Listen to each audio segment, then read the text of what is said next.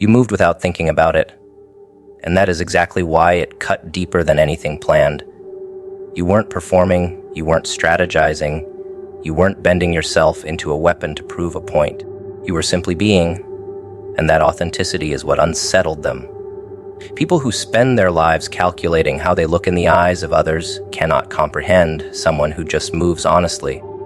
They are addicted to control, of their image, of their story, of how people perceive them.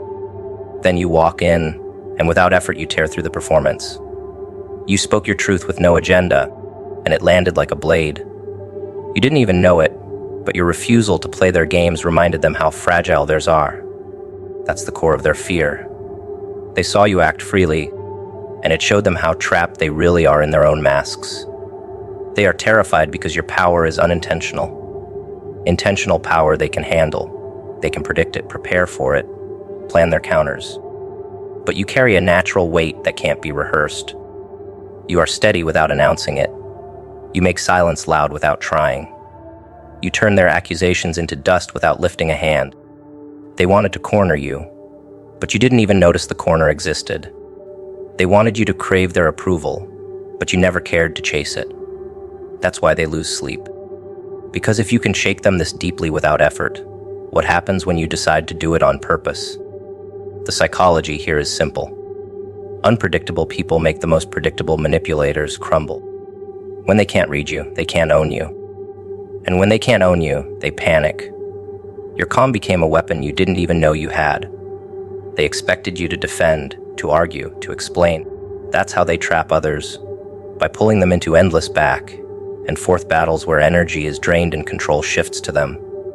But you never gave them that chance. You stayed silent when they wanted a fight. You stayed composed when they wanted a collapse. Without realizing it, you denied them the oxygen they need to survive. That silence, that refusal to dance to their tune, hit harder than any words could. It made them hear their own echoes, and when people are forced to sit with themselves, they break. You didn't attack them. You didn't expose them. You simply held your ground, and that ground turned into a mirror they couldn't bear to face. You don't even realize that your very existence rewrote the balance. Every step you take with intention, every choice you make for yourself, every moment you stand unbent, it unsettles them. They gossip about you not because you failed, but because they can't predict you. They replay your smallest actions, trying to find meaning, trying to decode motives that don't exist. You have become a puzzle they can't solve, and that drives them mad. The reason is psychological. People crave certainty, even if it's a lie. When you strip them of that certainty, when you force them to admit they don't know what you're thinking or planning, they spiral. You didn't try to intimidate them, but uncertainty is the strongest intimidation of all. You remind them of their own lack of control, and that is the one thing they fear above everything else.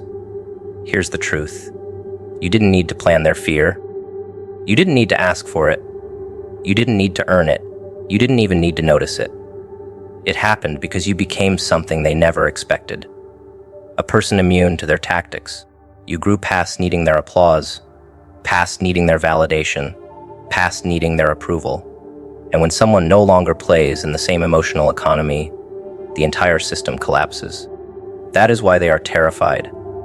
Not because you destroyed them, but because you exist outside their reach.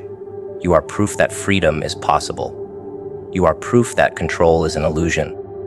And nothing shakes the powerful more than someone who doesn't even realize how much power they already hold.